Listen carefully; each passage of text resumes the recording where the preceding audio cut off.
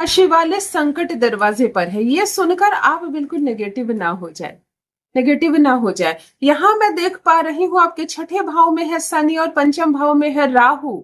ये दोनों कहीं ना कहीं आपको मुसीबत में डालेंगे, ये दोनों आपके मन को भटकाएंगे, खतरा पैदा करेंगे, कोर्ट कचहरी संबंधी समस्याएं हो सकती है, भ्रम उत्पन्न हो सकता है, गलत निर्णय ले सकते हैं। लेकिन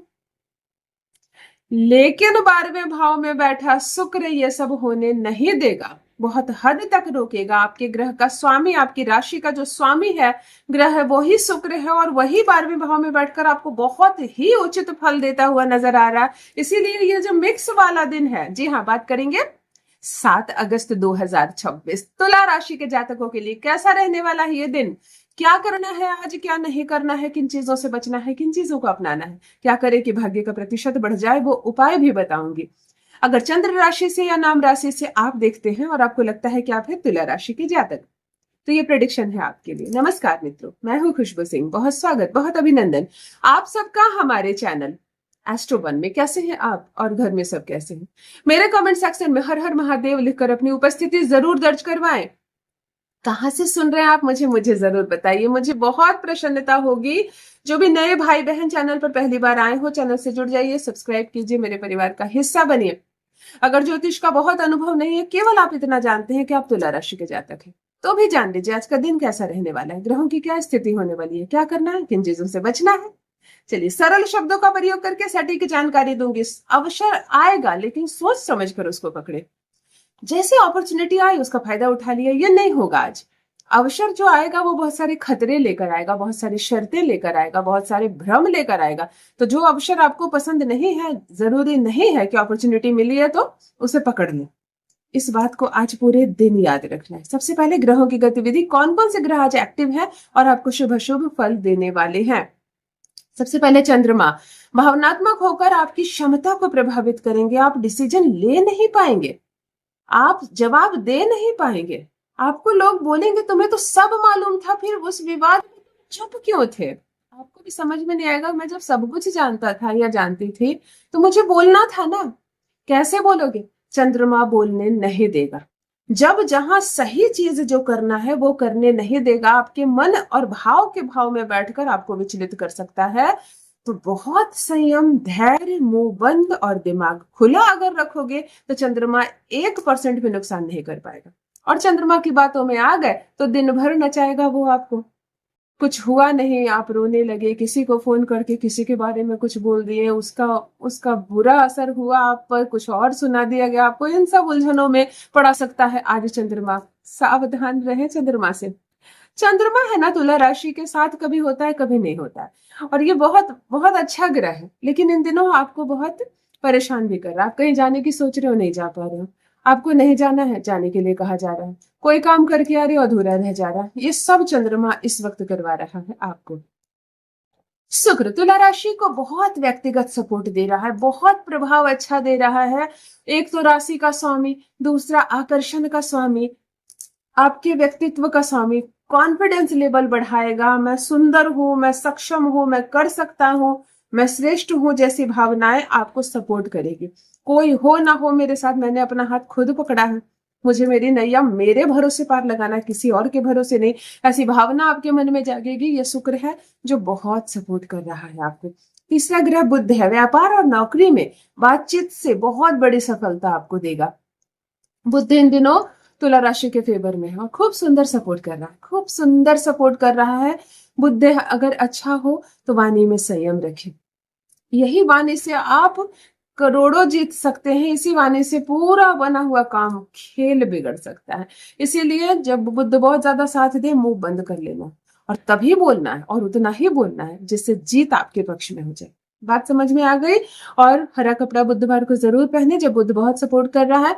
खाना खाने के बाद, सुबह कुछ खाने के बाद, दिन भर में एक बार भी हरी इलायची चबा चबा कर आराम से चबाइए और खूब सुंदर से खाइए, आनंद लीजिए, और बुध बहुत स्ट्रांग होगा, है ना। शनि थोड़ा सा ध्यान दे रहा है आपको, आपके प्रयासों का फल मिलना शुरू हुआ है। अब आप कह रहे हैं कि जैसे मेरी मेहनत अब रंग ला रही है ना। सोशल मीडिया पर कभी कभी किसी सोशल मीडिया इन्फ्लुएंसर को आपने ये कहते सुना होगा कि फाइनली 5 साल के बाद मेरी मेहनत रंग ला रही है ना। तो ये क्या है? ये शनि है। 5 साल आपने मेहनत की, अब असर दिखने लगा, है ना। आपने पूरा 1 वर्ष अपने बिजनेस पर लगा दिया, जरा से भी नहीं चल रही थी, लेकिन साल बदला और बिजनेस चलने लगा। तो आपने कहा कि एक पूरी साल मेहनत करने के बाद देखो अब फल मिल रहा है, ये शनि है। तो यहाँ पर आज के दिन वो फल आपको मिलेगा जिस पर आप लंबे समय से काम कर रहे हैं, यानी संघर्ष का फल देता हुआ शनि नजर आ रहा है मुझे। राहु केतु थोड़ा सा गोपनीय योजनाएं बनाएंगे आप, राहु केतु का प्रभाव है। कुछ ऐसी चीजें आप बनाएंगे, सोचेंगे जो आप किसी और को कह भी देंगे कि देखो किसी से कहना मत, किसी से कहना मत। आप कुछ गोपनीय योजना बनाएंगे, कहीं जाने की सोच सकते हैं, किसी को नहीं बताएंगे। कुछ करने की सोच सकते हैं, कुछ खरीदने की सोच सकते हैं, कोई संपत्ति बनाने की सोच सकते हैं, लेकिन ये भी चाहेंगे कि अभी मैं किसी को ना बताऊं। ये राहु और केतु ऐसी भावनाएं आपके मन में ला रही है। चलिए आर्थिक स्थिति देख लेते हैं, बेहतर रहेगा, पहले से बेहतर है आर्थिक स्थिति। धन आएगा और आता चला जाएगा। खर्चों पर थोड़ा सा नियंत्रण रखेंगे तो मन प्रसन्न रहेगा। पैसे आए भी, ज्यादा निकले भी नहीं, बचे भी, ऐसी भावना आपको खुशी देने वाली है आज। प्रेम और वैवाहिक जीवन देखे तो संबंध मधुर बनेंगे। शुक्र एक्टिव है ना, बुध और शुक्र एक्टिव है तो संबंध मधुर बनने वाले।